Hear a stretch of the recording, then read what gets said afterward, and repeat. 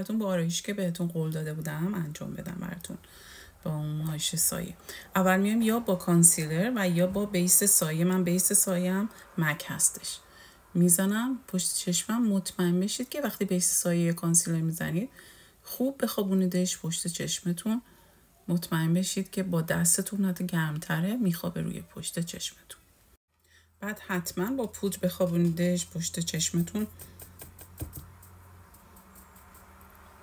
این خیلی مهمه چون که راحت تر میتونی اون سایه رو روی پشت چشمتون به قول معروف حرکت بدید. و من برای اینکه سایه این چون سایهش میریزه زیر چشم، من مقدار پودر رو میزنم این حالتی زیر چشمم.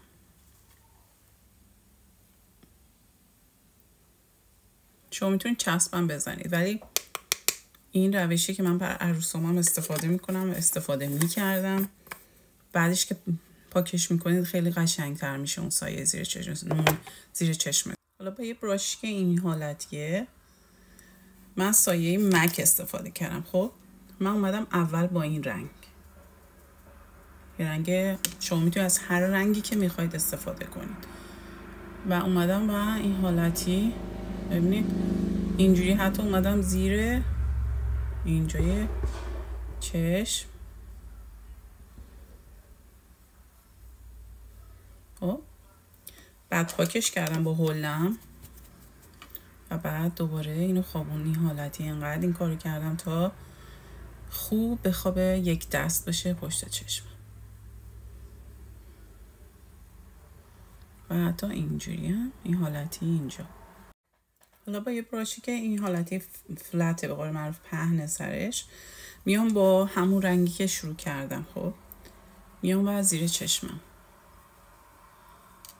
اون پودر رو تا یه حدی زدم که بتونم مثلا یه اندازه 2 میلیمتر بتونم اون سایه. حالا با همون براشی که برای زیر چشمم استفاده کردم میام و زدم توی سایه تیره تر.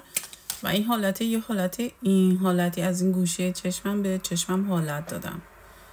این حالتی ببینید و توشو پر کردم.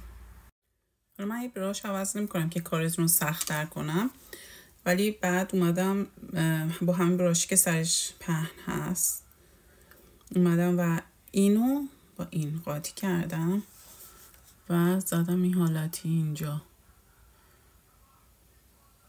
اومدم تا عقب. اینو الان براتون بهتون میگم چی باید ادامه‌شو چیکار کنیم.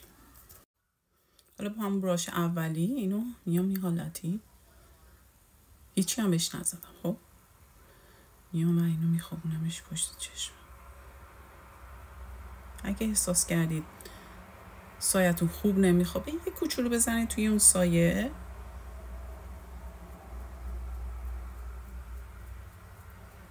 ولی اگه که به قول معروف خوب بخوابونیدش پشت چشمتون یک دستو خوب. حالا این ادامهش رو با این رنگ روشن، یعنی من با این 3 تا رنگ فقط کار کردم. بذارین بهتون بگم اینو این هیچ رنگ دیگه نه. خب میذارم تو همین رنگ وسطی و یه کوچولو میام این آخر، چون میخوام واقعا دیگه این حالتی خیلی کم. من زیاد سایه رو نمیزنم توش که بعد اینجوری تق تق تق بزنم پشت اون. اولش که خیلی مصرف میشه، من خوشم نمیاد. بعدم زیاد برمیداری، خوابوندنش پشت چشم خیلی سخت. حالا با مداد مشکی، من مدادم مک هستش، کامل مثل سرمه میکشم توی چشمم.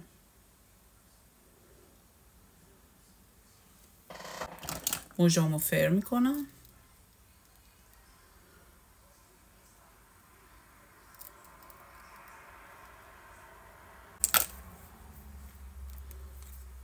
فقط جایی که موجه هام هست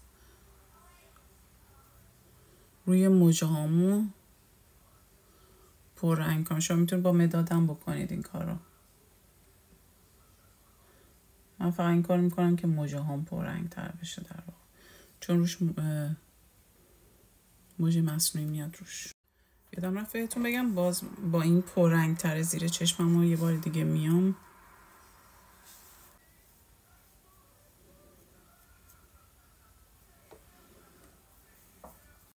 من موژه هامو اندازه که میگیرم همیشه اضافهش از تهش نه از جلو میچینم به اندازه.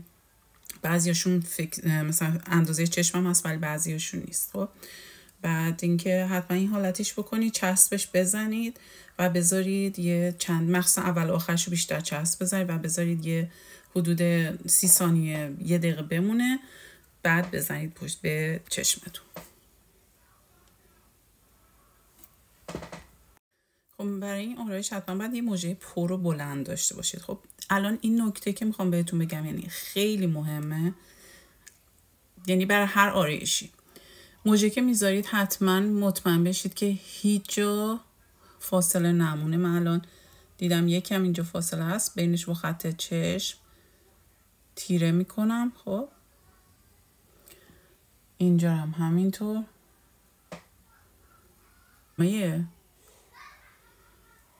اون موجمو میام پایین و یه خط چشم میکشم این حالتی، یه حالت تیزش میکنم و حالا قول معروف اینو تمیزش میکنیم، میزنیمش عقب.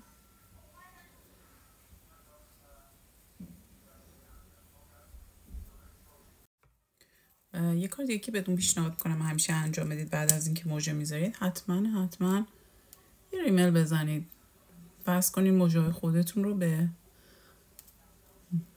موژه مصنوعیتون که بینش فاصله نیفته. امیدوارم که از این آموزش استفاده کنید یا امتحان کنید و به هم بگید.